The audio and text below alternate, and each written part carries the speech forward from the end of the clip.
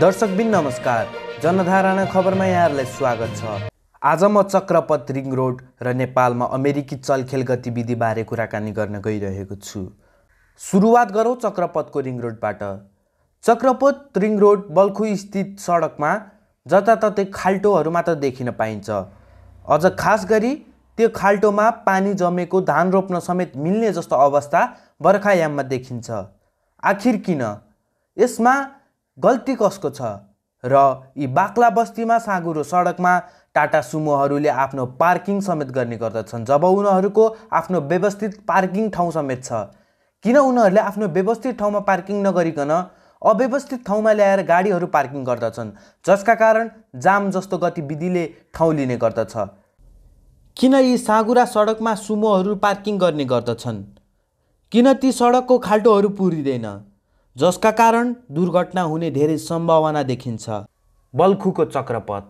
चीनले बलियो सडक बनाएर नेपाल सरकारलाई हस्तान्तरण गरेको यो चक्रपथमा डरलाग्दा खाडलहरू परिसकेका छन्। त्रिभुवन विश्वविद्यालयको डिन कार्यालय र पनिखा जाने सडक यही हो। प्रत्येक दिन 1000 भन्दा बढी विद्यार्थी लगायत सडक यात्रुहरू आवागमन गर्ने यो सडक, यही सडकलाई 600 जति सङ्ख्यामा रहेको टाटा सुमो गाडीहरूले पार्किङ स्थल बनाइरहेको हुन्छन्। यो अवस्थाले सडकमा गाडीहरू जाम भइरहने समस्या दैनिकी बनेको छ। ट्राफिक प्रहरीहरू दिक्क छन्। यसैमा पनि पर्मिट नभएको बाक्लो बस्ती र साँघुरो सडक भएको रुटमा सुमो गाडीहरू यात्रुहरूलाई लुट्ने, ठग्ने गरिरहेका भेटिन्छन्। रुट पर्मिट नभएको बस्ती क्षेत्रमा तीव्र गाडीका साथ ठुलो आवाजमा हर्न बजाउँदै र गीत घन्काउँदै यी सुमोहरू कुदाउने गर्दछन्। यस समस्यालाई नियन्त्रण कसले लिने? काठमाडौँ महानगरपालिकाले, ट्राफिक प्रहरीहरूले कि यातायात व्यवस्थापन विभागले? ट्राफिक प्रहरीले समन्वय गर्ने निकाय अति धेरै हुँदो रहेछ। जस्तो बाटोमा खाल्डाखुल्डी भयो, पानी जम्यो, सवारीको आवागमन अलिकति स्लो हुने बित्तिकै त्यो समस्या चाहिँ ट्राफिकले भोग्नुपर्छ अथवा ट्राफिकले कम्प्लेन गर्छ जाम हुने बित्तिकै। तर साँच्चै भन्ने हो भने ट्राफिक प्रहरी मानवीय हिसाबले सडकमा उभिने बाहेक रिसोर्सेसको समन्वय चाहिँ अन्य धेरै पाटाहरू छन्, धेरै निकायहरू रहेछ। त्यो सबैसँग महानगरकै अगुवाईमा हामी प्रत्येक महिनाको सोमबार बैठक बस्ने गर्छौँ र गएको बैठकमा पनि सबै पक्षले के काम गर्ने भनेर एक किसिमको निर्क्योल गरेका छौँ। त्योतर्फ मेरो प्रयास चाहिँ जारी रहन्छ। यस्तो हो, अब म आएको 3 हप्ता भयो। 3 हप्ताको बिचमा मैले सडकको डी साहबहरूसँग 2टा मिटिङ गरिसकेको छु। महानगरपालिकाको मेयर साहबसँग पनि गरेछु। जहाँसम्म समन्वयको कुरा छ, मलाई फेरि कस्तो लाग्छ भने सबभन्दा बढी आवश्यकता जसलाई हुन्छ उसले चाहिँ अघि बढ्नुपर्छ अथवा उसले पहल गर्नुपर्छ। अनि साँच्चै भन्ने भने समस्याको हिसाबले त हामी जे लिन्छौँ। मैले चाहिँ यसलाई यो कठिनाइ अथवा समस्या भन्दा पनि पहल कसले गर्ने र कतिपटक गरिरहने भन्ने कुरा हो। मेरो तर्फबाट चाहिँ म चाहिँ त्यो सबै कुराहरूलाई बिर्सेर यो समस्याको समाधान कसरी हुन सक्छ त्यो पहल भएसम्म चाहिँ गरिरहनु, त्यो सोच राखेको छु मैले। म ट्राफिक प्रहरीकै तर्फबाट भन्दाखेरि म के भन्छु भने ती र यस्ता समस्याहरू आउँछन् भने मैले देखेको ठाउँमा स्थानीय तहलाई समन्वय गर्ने हो, सडकलाई गर्ने हो, अरू अब अन्य कुनै निकाय हुन्छ उहाँलाई गर्ने हो, म त्यो प्रयास चाहिँ गरिरहन्छु। तर अन्य निकायले के गरे भन्दा पनि म यसलाई कसरी भन्न चाहन्छु, जसको रेस्पोन्सिबिलिटी जे हो त्यो रेस्पोन्सिबिलिटी पुरा गर्ने जिम्मेवारी पनि उसकै हो। र यसै गरी वैज्ञानिक समाजवादी कम्युनिस्ट पार्टीका संयोजक विश्वभक्त दुलाल आहुतिले अमेरिकी चलखेल बारेको चर्को विरोध गर्दै बोल्नु भएको छ। एमसीसी नेपालको लागि एक सहयोग नभएर अमेरिकी सेनाहरू नेपालमा ल्याउने एउटा चलखेल हो भन्दै उहाँले चर्को विरोध गर्नुभएको छ। सुनौँ उहाँकै आवाजमा। कि तपाईहरु सबैले, हामी सबैले बुझ्न सक्छौं कि नुवाकोटमा 700 रोपनी जमिन एमसीसीले अधिग्रहण गर्दैछ एउटा अफिस राख्ने नाममा। हामी सबैले सोध्न सक्दछौं एमसीसीले के भन्छ? कि त पोल गाड्ने ठाउँ चाहियो भन्छ, कि त आफ्नो सामान थन्काउने एउटा अफिस चाहियो भन्छ। अफिस त्यसले 5 तारे होटलमा राख्छ र पोल गाड्नका निम्ति भनेर 700 रोपनी जमिन लिन्छ। 700 रोपनी जमिन पोल गाड्न किन चाहिन्छ? सबैले बुझेको कुरा हो कि 700 रोपनी जमिन पोल गाड्न चाहिँदैन। त्यहाँ क्रमशः एयरपोर्ट बनाउने प्रयत्न, एयरपोर्ट बनाउने मनसाय त्यहाँ प्रकट भइरहेको छ। पाल्पामा र नुवाकोटमा उनीहरू 500 र 700 रोपनी जग्गा अधिग्रहण गर्दैछन्। यसको मतलब हो त्यहाँ उनीहरू सानो सानो एयरपोर्ट बनाउँदैछन्। जसरी खम्पा विद्रोहलाई मचाउनका निम्ति उनीहरूले 20-22 साल पछाडि यो त्रिभुवन एयरपोर्टको सट्टा उनीहरूले शिवचाटारको एयरपोर्टलाई प्रयोग गरेका थिए। शिवचाटारको एयरपोर्टमा सिधै अमेरिकाबाट सैन्य सामग्री ल्याउने र त्यहाँबाट मुस्ताङ लाने काम जो उनीहरूले गरेका थिए अमेरिकनहरूले। ठिक त्यसै गरी अहिले एमसीसीको नाममा नुवाकोटमा 700 रोपनी जमिन र पाल्पामा 500 रोपनी जमिन मार्फत त्यहाँ एयरपोर्ट बनाउने, त्यहाँ मार्फत उनीहरूले जे पनि गर्न सक्ने स्थिति पैदा गर्न खोजिरहेका छन्। त्यसकारणले सिधा सिधा एमसीसी पारित मात्रै होइन, त्योसँग सम्बन्धित एसपीपी अहिले जो ल्याइएको छ त्यो सिधा सिधा अमेरिकी हस्तक्षेप मात्रै नभइकन, नेपालको प्राकृतिक स्रोत साधन लुट्ने कुरासँग मात्रै सम्बन्धित नभइकन सिधा सिधा सैन्य हस्तक्षेप र सेना उतार्ने प्रयत्न यहाँ सुरु भएको छ। एमसीसी प्रकरणमा अमेरिकाले जसरी अहिलेको नववैदेशिक ढङ्गले आफ्नो बहुराष्ट्रिय कम्पनीहरूलाई विश्वव्यापी उत्पीडित राष्ट्रहरूका चाहिँ सम्पत्तिहरू लुट्ने, प्राकृतिक स्रोतहरू लुट्ने र त्यसलाई सैन्य रणनीति अन्तर्गत युद्धस्थल बनाउने ढङ्गले जो प्रयोग गरिरहेको थियो, त्यो सन्दर्भमा नेपाल एउटा नमुना देश बनेको छ कि यसले सुरुवातदेखि नै एमसीसीको विरोध गरेको छ र त्यसको पक्षमा आफ्नो लाल झन्डा उठाएको छ। हेर्दाखेरि त यो हामीले एक थरी साथीहरूलाई, एक थरी मानिसहरूलाई लागिराखेको छ कि एमसीसी के गर्नु, विरोध भए पनि पारित भइहाल्यो। तर त्यस्तो विषय छैन। यसका दुईटा पक्षहरू छन्। एउटा, संसारमा उसले जहाँ जहाँ त्यो प्रयत्न गरेका छन्, जहाँ जहाँ प्रतिरोध भयो त्यहाँ त्यहाँ त्यो असफल भएको छ। जहाँ सुरुमा प्रतिरोध भएका थिएनन् त्यहाँ पनि पछि प्रतिरोध भएपछि तिनीहरू भागेका छन्। मादागास्करमा तिनीहरू भागे, मालीमा तिनीहरू भागे, लगायतका थुप्रै देशहरूमा त्यसको प्रतिरोध चलिरहेको छ र नेपालमा हामी सुरुदेखि यसको प्रतिरोधमा छौँ, विरोधमा छौँ र अब उनीहरूले जबरजस्ती पास गरेका छन् र त्यसको अङ्गको रूपमा आवश्यक हुने अमेरिकी अन्य प्रोजेक्टहरू अब उनीहरू प्रवेश गराउँदैछन्। त्यो सन्दर्भमा नै अर्को एउटा प्रोजेक्ट हो एसपीपी अथवा स्टेट पार्टनरसिप प्रोग्राम, जस अन्तर्गत सिधा सेना आउने कुरा हो, एमसीसीमा लुकेर आउने कुरा हो, परियोजनाको नाममा लुकेर आउने कुरा हो। एसपीपी अन्तर्गत चाहिँ सिधा सैन्य साझेदारी अन्तर्गत आउने कुरा हो। अब अहिले स्वाभाविक रूपमा मान्छेहरूलाई लाग्दछ कि यस्तो बीचमा पनि आन्दोलन माथिल्लो उचाइमा किन उठिरहेको छैन। स्वाभाविक रूपमा यसका अगाडि दुईटा कारणहरू छन्। एउटा, नेपाली जनताका निम्ति लामो समयदेखि लड्दै आएको क्रान्तिकारी आन्दोलनको एउटा ठुलो हिस्सा दलाल पुँजीवादमा पतन भएको छ। त्यो दलाल पुँजीवादमा कम्युनिस्टको नाममा पतन भएको छ। मुखले उसले देशभक्तिको कुरा गरिरहेको छ, कतिपय बेला चाहिँ राप्रपाले भने जस्तो राष्ट्रवादको कुरा पनि त्यसले गरिरहेको छ, तर मूलतः त्यो दलाल पुँजीवाद समस्या आत्मसमर्पण गरेको छ र साम्राज्यवादको चाकरमा परिणत भएको छ। साम्राज्यवादको चाकरमा परिणत भएको हुनाले त्यसको त्यो लामो समयदेखि लड्दै आएको, देशभक्तिपूर्ण काम गर्दै आएको त्यो जमात, नेताहरूको त्यो जमातलाई देखेर आम जनताको एउटा ठुलो पङ्क्ति एउटा भ्रमित हुन पुगेको छ।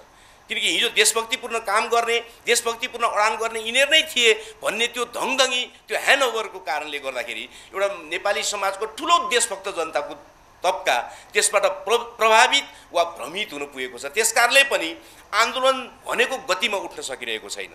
किनकि स्वाभाविक रूपमा इतिहासको कुनै खण्डको मृत्यु हुँदाखेरि त्यसले मानिसहरूको ठुलो जमातलाई पनि सँगै लिएर जान्छ। त्यो जतिसुकै हामीले चिच्याउन खोजे पनि, जतिसुकै हामीलाई मन नपरे पनि, सचेत मानिसहरूलाई मन नपरे पनि इतिहासको त्यो टुक्राले एउटा मृत्यु लिएर आउँछ। अहिले संसदवादमा र साम्राज्यवादको दलालमा परिणत भएको जो वामपन्थीहरूको एउटा जुन खेमा छ, त्यो खेमाको कारणले, त्यसको मृत्युको कारणले, त्यसको पतनको कारणले त्यसलाई हेरेर बसिरहेका देशभक्त जनताको ठुलो पङ्क्तिमा एउटा निराशा, अकर्मण्यता र भ्रम व्याप्त भएको छ। त्यसकारणले पनि हामीलाई आन्दोलनलाई ठिक ढङ्गले उठाउनको निम्ति केही समय लिइरहेको छ। यस्तै अर्कोतिर संयुक्त आन्दोलन उठाउने सन्दर्भमा वामपन्थी आन्दोलनभित्र एउटा रोग रहँदै आएको छ। त्यो रोग के भने विषयमा केन्द्रित, समस्यामा केन्द्रित भन्दा समूहहरूलाई एकले अर्कालाई देखाइदिने सङ्कीर्णतामा केन्द्रित यो रोग पनि कम्युनिस्ट आन्दोलनभित्र व्याप्त छ। तपाईँहरू अहिले नै देखिराख्नु भएको छ। हामी विगतदेखि रणनीतिक संयुक्त मोर्चामा एक ठाउँमा थियौँ। एमसीसीको विरुद्ध जत्रो आन्दोलन भने पनि, जस्तो भने पनि मैले अघि नै भनिहालेँ कि संसारमा एमसीसीले दाइमाडा गरिसकेपछि मात्रै मान्छेहरू उठेका थिए विभिन्न देशमा, तर हामी सुरुदेखि उठाउन सफल भएका छौँ।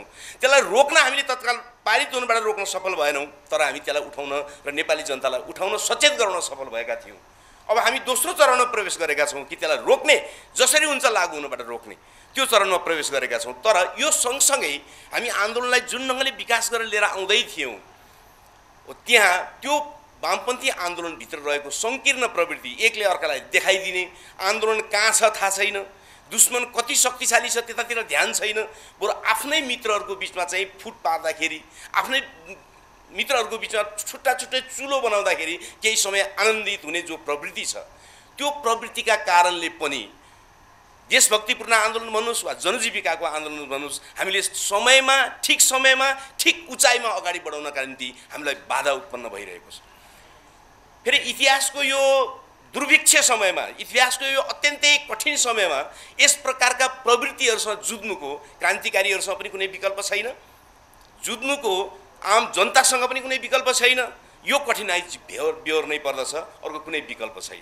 त्यस कारण हामीले के सोच्यौँ भने हामी अस्तिसम्म पनि एउटा तपाईँले पत्रिकाहरूमा यतातिर सामाजिक सञ्जालहरूमा तपाईँले वक्तव्यहरू देखिराख्नु भएको थियो, एक दिन एउटा वक्तव्य आउँछ, 4-5वटा शक्ति मिल्ने हुन्छ, भोलिपल्ट त्यसैमध्येको एउटाले वक्तव्य दिन्छ, यो त हामीलाई त भिन्न मत छ भनेको छ। यी जात्राहरू भइरहेका छन्, तर हामीले के बुझेका छौँ भने हामी एकनिष्ठ रूपमा देशभक्तिपूर्ण आन्दोलनमा, जनजीविकाको आन्दोलनमा र सच्चा लोकतन्त्रको आन्दोलनमा निष्ठापूर्वक हामी लागिरहन्छौँ भने छरिएर रहेका जति पनि अनेक प्रवृत्तिहरूबाट ग्रस्त किन नहुन्, जनताको दबाव र क्रान्तिकारीहरूको सचेत प्रयत्न र ती पार्टीहरूभित्रका देशभक्तहरू र सच्चा क्रान्तिकारीहरूको सचेत प्रयत्नले हामी अन्ततः फेरि हामीले एउटै भङ्गालोमा देशभक्तिपूर्ण आन्दोलन र जनजीविकाको आन्दोलन ल्याइ पुर्याउन सक्छौँ भन्ने हामीलाई लागेको छ। र त्यो प्रयत्न गर्नुको हामीसँग अरू कुनै विकल्प थिएन। हामीलाई थाहा छ वामपन्थी भनिनेहरू, कम्युनिस्ट भनिनेहरू फरक ढङ्गको धारमा एउटा एक खालको जस्तो लाग्ने सङ्घर्ष उठाउन लागेको देख्दाखेरि एक प्रकारको दुश्मनलाई निकै सजिलो जस्तो, दुश्मनलाई एकदम खुसी जस्तो त्यो केही समय हुने नै वाला छ। त्यो बेहोर्नुको हामीसँग कुनै उपाय छैन, बेहोर्नै पर्छ हामीले।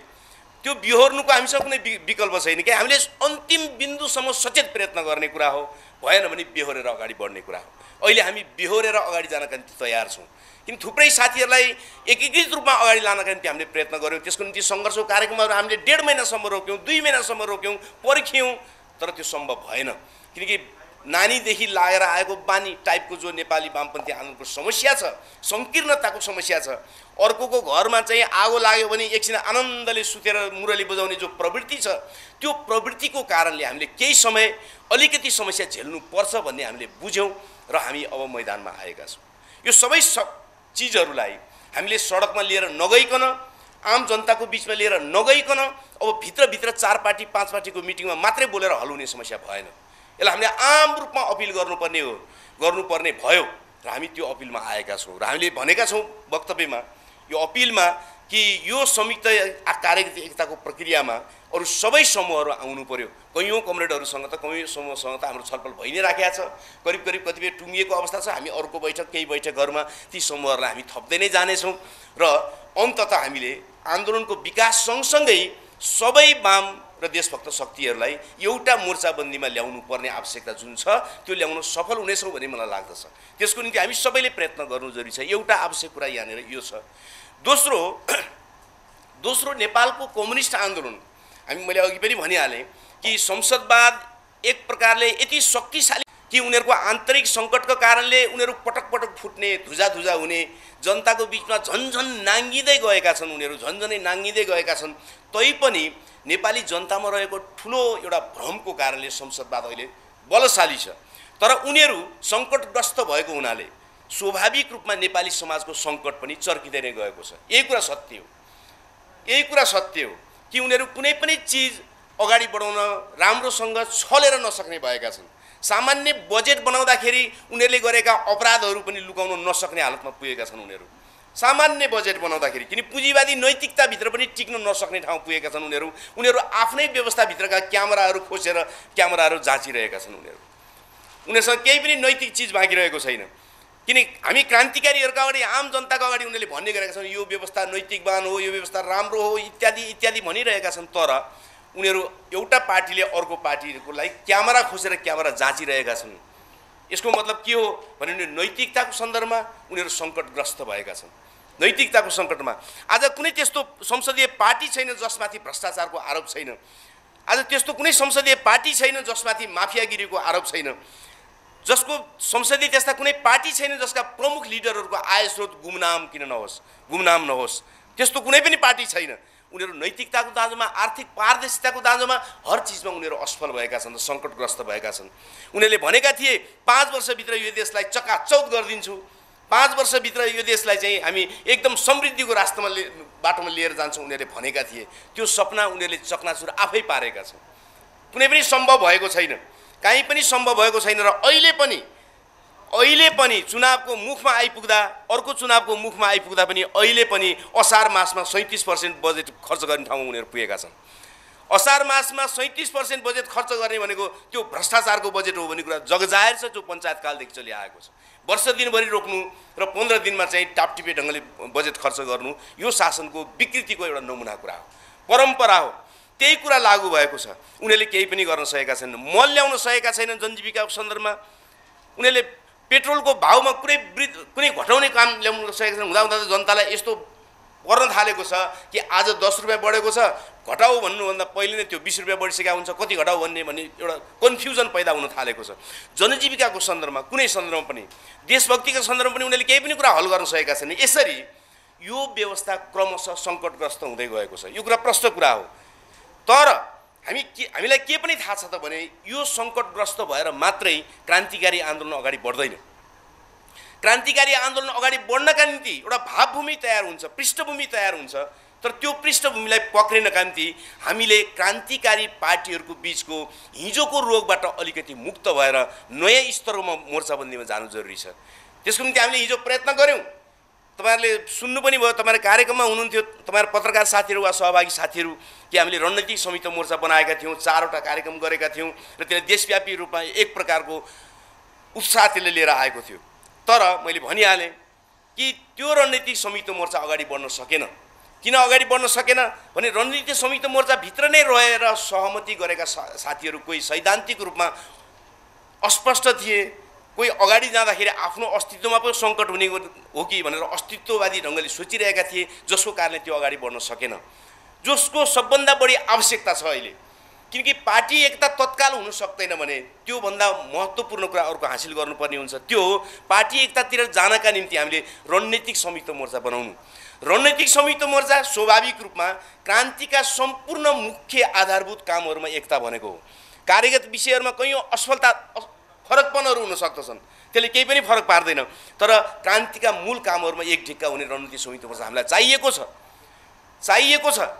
यसपटक पनि हामीले सोच्यौँ कि रणनीतिक संयुक्त मोर्चा अहिले घोषणा गरौँ। तर हामीले अझै के भन्यौँ भने विगतमा हामीले घोषणा गर्दाखेरि हामीले त्यसलाई 5 महिना पनि टिकाउन सकेनौँ, 4 महिना पनि टिकाउन सकेनौँ। 4वटा कार्यक्रम गरेर हामी फिर्ता हुनु पर्यो, अथवा हामी स्थगित हुनु पर्यो, वा हामी निष्क्रिय हुनु पर्यो। त्यसको समीक्षा अलि शानदार ढङ्गले गरौँ, दुधको दुध पानीको पानी भने जस्तो अलि मेहनतपूर्वक गरौँ। कहाँ हाम्रा त्रुटिहरू भए, हाम्रा समझदारीहरू कहाँ त्रुटि भए, त्यसलाई सच्याएर हामी अब साँच्चैको रणनीतिक संयुक्त मोर्चातिर अगाडि बढौँ। त्यसको निम्ति हामीले यो कार्यक्रम मार्फत घोषणा गरिदिउँ कि हामी रणनीतिक संयुक्त मोर्चा बनाउन प्रतिबद्ध छौँ। तर हामीले केही समय किन लिँदैछौँ भने विगतमा भएको त्रुटि हामी फेरि नदोहोऱ्याउँ र त्यसलाई हामीले अझ परिपक्व ढङ्गले अगाडि बढ्न सकौँ। किनकि यो कार्यक्रमको, यो 4 पार्टीको एकताको दोस्रो अध्याय वा दोस्रो महत्त्वपूर्ण कुरा त्यहाँनिर छ कि आज संसदवादको विरुद्ध र साम्राज्यवादका विरुद्ध लड्नका निम्ति छुट्टै बसेका कम्युनिस्ट शक्तिहरू या त उनीहरू एकताबद्ध भएर एउटै पार्टी निर्माणको प्रक्रियामा जानै पर्छ, सक्दैनन् भने पनि उनीहरू रणनीतिक संयुक्त मोर्चाबाट एउटा नयाँ उचाइमा उनीहरूले जाने आँट गर्नुपर्दछ। यो कुरा भन्नु नै यसको दोस्रो कुरा हो। यसको मतलब हामी 4 पार्टी मात्रै त्यसरी जानुपर्छ भन्ने कुरा होइन। यो रणनीतिक एकतामा, यो अगाडि बढाउने क्रममा कार्यगत एकतालाई अगाडि बढाउँदै अरू साथीहरूलाई पनि हामीले अपिल गर्ने कुरा हो। आज हामीसँग कोही छुटेको छ भने पनि इतिहासका यस्ता मोडहरूमा हामी धेरै पटक जुट्यौँ, त्यो ठुलो कुरा होइन। मुख्य कुरा हो फेरि पनि नेपालको क्रान्तिको आवश्यकतालाई पक्रिनु। त्यो पक्रिनका निम्ति हामी लगातार अपिल गर्नेछौँ, लगातार छलफल गर्नेछौँ र यसबाहेक अरू पार्टीहरूलाई पनि हामी लिएर जानका निम्ति, सँगै सङ्गठित गर्नका निम्ति हामी प्रयत्न गर्नेछौँ। यो कुरा पनि हामीले सँगसँगै यसमा भनेका छौँ। र अर्को, कम्युनिस्ट आन्दोलन भनेको चाहिँ देशभक्तिपूर्ण आन्दोलन जस्तो मात्रै हुन खोजेको छ नेपालमा। अलिकति याद गर्नुपर्ने विषय भएको छ। कि कम्युनिस्ट आन्दोलन भनेको चाहिँ राष्ट्रमाथि समस्या भयो भने, असमान सन्धि आयो भने, हाम्रो सिमाना मिचियो भने वा इत्यादि कुरा भयो भने मात्रै बोल्ने जस्तो, त्यसमा चाहिँ अलि बढी सक्रिय हुने जस्तो, तर जनजीविकाको विषयमा, जनताको विषयमा, जनताले अहिले दिनदिनै पाइरहेको दुःखहरूको विषयमा चाहिँ कम्युनिस्ट आन्दोलन र यस प्रकारको संयुक्त मोर्चाले धेरै काम नगर्ने जस्तो, गरे पनि यसो नारा उठाएर छोडिदिने जस्तो वा त्यसमा लगी मर्ने जति अन्तिमसम्म लड्ने त्यो प्रतिज्ञा नगर्ने जस्तो हल्का प्रवृत्ति लगातार हामी भोग्दै आएका छौँ। त्यसकारण हामीले यो संयुक्त मोर्चा, यो कार्यगत एकता र हामी जो रणनीति संयुक्त मोर्चातिर अगाडि बढ्दैछौँ, अब राष्ट्रियताको सवालमा मात्रै होइन, जनजीविका र तल्लो वर्गका श्रमिक जनताको वर्ग सङ्घर्षको पक्षमा पनि उभिने गरी यो कार्यगत एकतालाई अगाडि बढाउनुपर्छ भन्ने हामीलाई लागेको छ। यो सवाल नै मुख्य सवालहरू हुन्। हामीलाई थाहा छ कि यो बर्खाको समय छ, किसान अहिले पनि नेपाली जनताको 1/3 भन्दा बढी हिस्सा अहिले पनि कृषिमा निर्भर छ। त्यो स्थितिमा पानी पर्खिँदै खेतीपातीमा रम्ने स्थिति बनेको छ।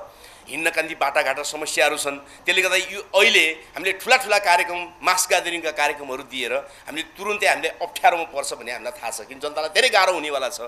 त्यसकारण हामी यो, तर के पनि बाध्यता भयो त भने यस्तै झरीको मौसममा पनि केही न केही उज्यालो बाल्नै पर्ने, केही न केही राँको सल्काउनै पर्ने, केही न केही सुरुवात गर्नै पर्ने हामी बाध्यताको बिचमा छौँ। त्यस कारणले हामीले यो साउन महिनाको बिचमा पनि सङ्घर्षका केही कार्यक्रमहरू हामीले अगाडि बढाएका छौँ। अरू हातेमालो गर्दै नयाँ शक्तिहरू अगाडि बढाउँदै रणनीतिक संयुक्त मोर्चाको दिशामा छलफललाई घनीभूत पार्दै हामी आगामी दोस्रो चरणको कार्यक्रमलाई हामीले अझ उन्नत स्तरमा क्रमशः वृद्धि गर्नुको अर्को कुनै विकल्प छैन, कुनै नै विकल्प छैन। मानिसहरूलाई लागेको छ, मानिसहरूलाई धेरै लागेको छ अब क्रान्तिकारी शक्तिहरू टुटफुट भएका छन्, कोही के भएका छन्, कोही के भएका छन्, यो अगाडि बढ्नेवाला छैन। कुरा त्यसो छैन। कहिले पनि क्रान्तिकारी आन्दोलन वा देशभक्तिपूर्ण आन्दोलन अगाडि बढ्नुको मूल कुरा भनेको वस्तुगत परिस्थिति हो। वस्तुगत परिस्थिति मुख्य कुरा हो। वस्तुगत परिस्थिति अहिले सत्ता सङ्कटमा छ, संसदीय व्यवस्था सङ्कटमा छ। उनीहरू हजार तरिकाले पालहरू टाल्न खोजिरहेछन्, तर उनीहरूको पाल झन्झन ठुलो भङ हुँदै नै गएको छ। त्यसकारण वस्तुगत परिस्थिति तयार हुँदै गएको छ। यसका विरुद्ध एउटा ठुलो आन्दोलन, जनआन्दोलन निर्माणका निम्ति, प्रतिरोध सङ्घर्ष विकासका निम्ति, त्यसकारण हामीले मेहनत गर्नुपर्ने कुरा यही छ कि त्यो वस्तुगत परिस्थितिलाई तल समाजको पिँधसम्म पुर्याउँ। देश र जनताको विरुद्ध जो राष्ट्रघात भइराखेको छ, महँगीको जो चरम उत्पीडन गरिएको छ, त्यो सबै चिज हामीले समाजको पिँधसम्म पुर्याउने आन्दोलनलाई विकसित गर्न सक्यौँ भने स्वाभाविक रूपमा फेरि एउटा जाजल्यमान देशभक्तिपूर्ण आन्दोलन, फेरि एउटा जनजीविकाको आन्दोलन र एउटा ठुलो प्रतिरोध सङ्घर्षको विकासको चरणमा हामी पुग्नेछौँ। त्यसमा त्यहाँ पुग्नुको अर्को कुनै विकल्प छैन, त्यसतिर तपाईँहरू सबै मित्रहरूलाई म अपिल गर्न चाहन्छु। पत्रकार मित्रहरूलाई पनि हाम्रो समाचारलाई त्यही ढङ्गले प्रसारित गरिदिने अपिल गर्न चाहन्छु। र जहाँसम्म नागरिकताका विधेयक इत्यादिको सवालहरू छन्, हामीले लागेको 2-3टा कुरा छ।